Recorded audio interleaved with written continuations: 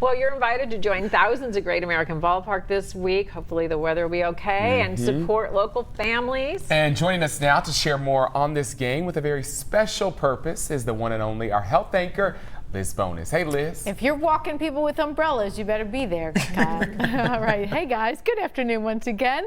We shared with you just a few weeks ago about this Friday's game at Great American Ballpark. It is the annual theme called Strikeout Stroke.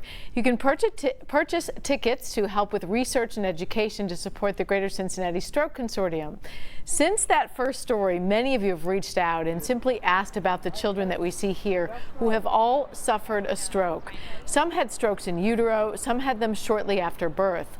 All of them will be at the game Friday, and they want other families to know about recovery and resilience. When she was born, everything came out okay, but about 6 months old, she started reaching everything with her left hand, and her father is left-handed, his whole family is, so we kind of attributed it to that. And then we found out that she, her doctor suggested us to go to Children's to see if she had needed helmet therapy because her head was flat. And we found out she had craniosynostosis, which required surgery.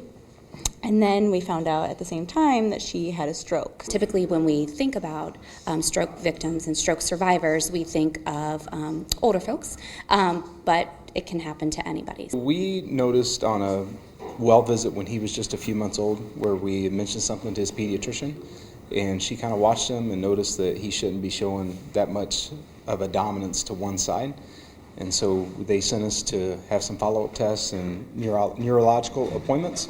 And that was where in his MRI it showed that he had had a stroke in utero somewhere between the 6th and 7th month of pregnancy. And from there, it's been a journey ever since. As a nurse, I want everybody to know the signs of a stroke, to go seek help, and to know that if you're a survivor, that there is, resources out there for you to help you in your recovery. So great resources. I'm going to be sitting by Janie at the game Friday night, so no rain, Erica. You do need to purchase the tickets to support them through a special link, and that link is on our website at local12.com. But notice that she said, anyone can have a stroke. We want you to know the warning signs. They're all throwing out the first pitch. All the kids, yeah. Sweet. And if you think about it, I've had more questions from this, people simply saying, I didn't know children could have a stroke.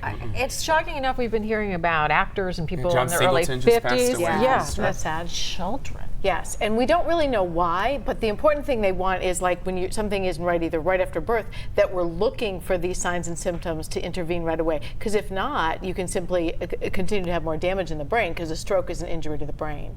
So I think what they're trying to do is just let people know strokes can happen to anyone.